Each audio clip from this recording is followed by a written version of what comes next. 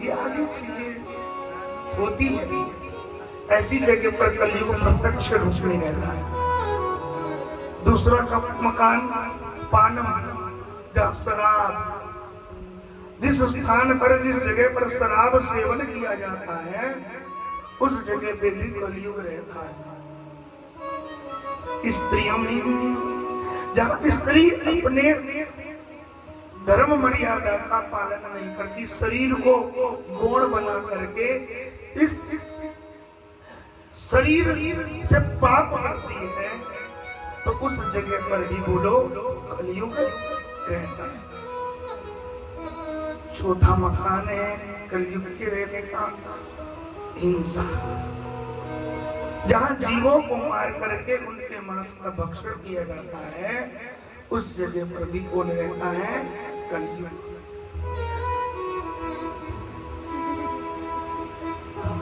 कलयुग ने कहा परीक्षित, आपने 4 मकान 4 घर मुझे दिए, लेकिन चारों बहुत गंदे हैं। कोई पवित्र सा घर हो तो हमको दे दो। तो 5 परीक्षित जी ने कहा 5वीं जगह तेरी स्वर्ण होगी, सोने में तेरा वास होगा। सोने में कौन रहता है बोलो? राधे राधे बोलो।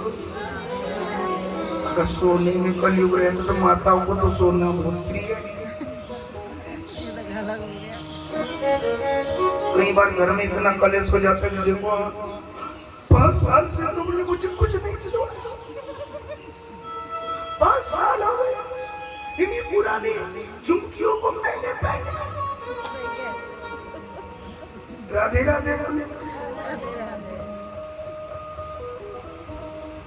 मैया सोना बड़ा है, इसमें कलयुग रहता है, तो ये तो बात जमीन है।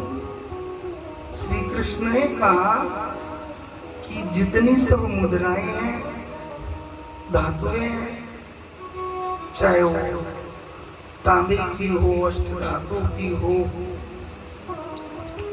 चांदी की हो, कोई भी धातु, लेकिन सारी धातुओं को छोड़कर जो सोना है, तो सोना मैं ही हूं, स्वर्ण मैं ही हूं।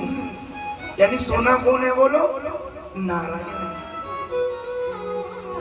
सोना बहुत पवित्र माना जाता है हमारे, इसलिए शुभ माना जाता है सोना।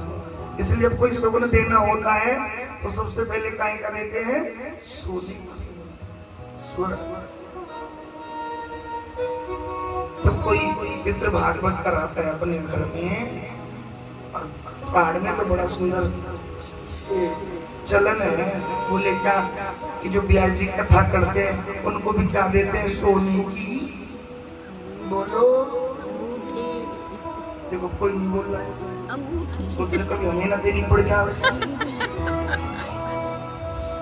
स्वर्ण की अंगूठी, स्वर्ण की शुभ माना जाता है, नारायण ही माना जाता है सोना। तो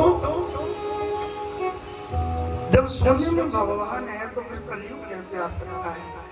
लेकिन यहाँ सोने का अंतर बताया। बोले क्या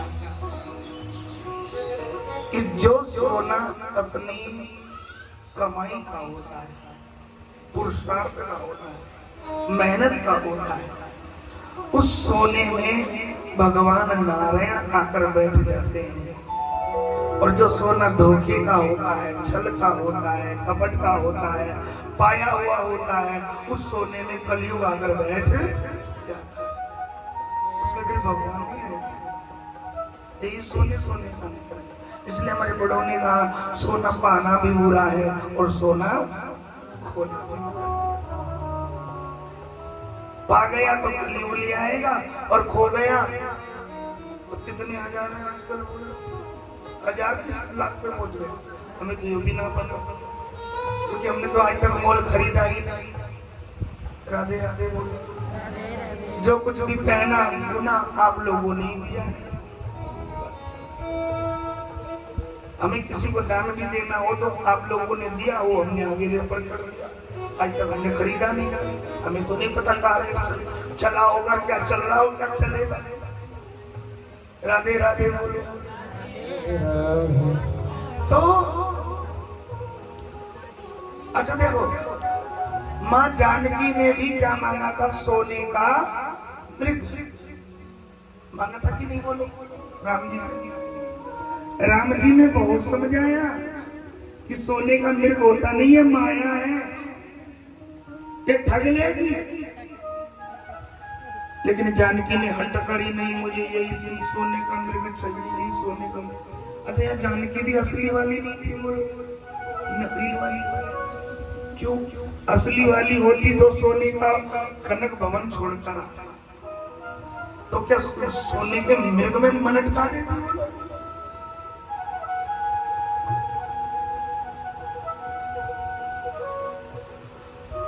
तुम पावक में करहु निवासा, तुम पावक में करहु निवासा, तुम पावक में करहु निवासा, तुम पावक में करहु निवासा। कि जब तक मैं सभी शत्रुओं का, दुष्टों का